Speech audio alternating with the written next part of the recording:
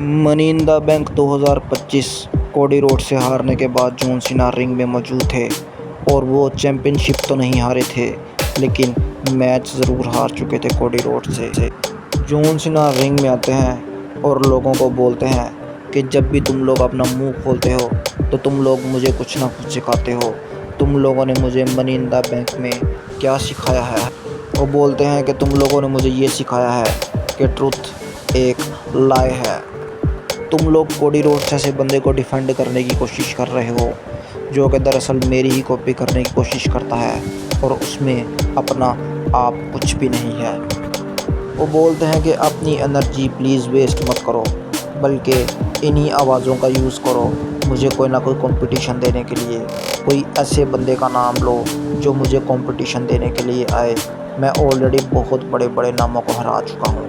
अब कोई ऐसा बंदा मुझे रेफ़र करो या ऐसा बंदा बताओ जो वाकई मेरे साथ मुकाबला करने के काबिल हो। इससे पहले कि वो ज़्यादा कुछ बात कर पाते एक ऐसे बंदे का म्यूज़िक प्ले हुआ जो कि काफ़ी हद तक श्योर था कि जॉन सीना को शायद वो मैच में हरा पाए और वो नाम कोई और नहीं बल्कि सीएम पंक था।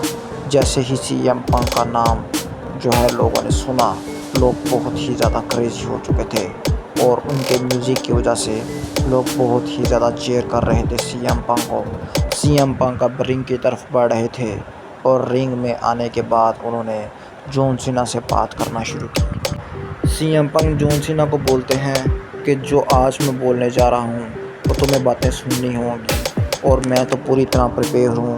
मुझे उम्मीद है कि तुम भी पूरी तरह से कंफर्टेबल होगे मेरी बातें सुनने के लिए।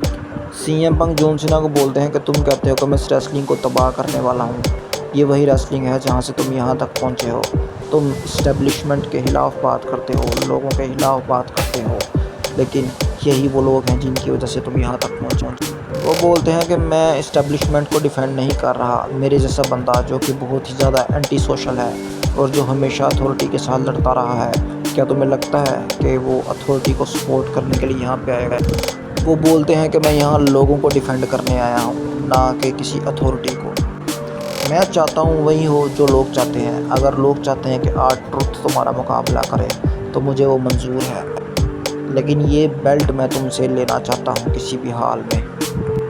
सीएम पंक बोलते हैं कि जॉन सीना तुम्हें याद है एलिमिनेशन चैम्बर में एक दफ़ा सेथ रॉलिंस ने मुझे स्टॉम्प मारा था और फिर तुमने भी मुझे अपना मूव लगा दिया था, लेकिन मैंने तुम्हारे मुंह से एक आवाज़ सुनी थी और तुम मुझे बोल रहे थे कि I am sorry, I am doing wrong. यानी तुम्हें भी पता था कि तुम गलत कर रहे हो और इसी तरह अब भी तुम्हें पता है कि तुम जो लोगों के साथ रवैया अपनाए हुए हो वो बहुत ही ज़्यादा गलत है और एक टाइम के बाद जब तुम मुझसे मैच और चैम्पियनशिप हार जाओगे तो तुम इन लोगों से भी माफ़ी मांगते फिरोगे।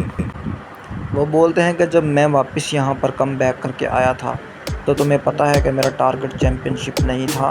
वो सिर्फ इसलिए क्योंकि मुझे पता था कि मैं तुम्हारी तरह मॉन्स्टर बन जाऊँगा, जैसा कि मैं 2015 में काफ़ी रूड लोगों के साथ हो चुका था और मैं वैसा नहीं बनना चाहता था। लेकिन अब मैं ऐसा बनना चाहता हूँ क्योंकि तुम्हारे जैसे मॉन्स्टर तरह के लोगों से निपटने के लिए मुझे चैम्पियन बनना पड़ेगा। तुम और सेथ रॉलिंस जैसे घटिया लोगों को किसी भी तरीके से यहाँ से दफ़ा करना होगा और उसके लिए मुझे चैम्पियन बनना ज़रूरी है।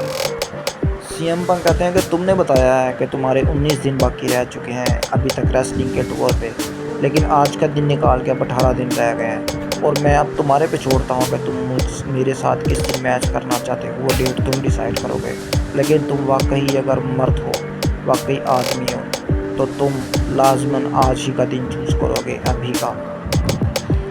जिस पर जॉन सीना कहते हैं कि मुझे तुम्हारा चैलेंज तो मंजूर है लेकिन मैं आज का दिन चूज़ नहीं करूँगा क्योंकि मुझे लगता है कि तुम्हारा और मेरा मैच बहुत ज़्यादा इम्पोर्टेंट है और वो किसी स्पेशल डेट पे होना चाहिए और तुम्हारा और मेरा मैच क्राउन ज्वेल में होगा, सऊदी अरेबिया में।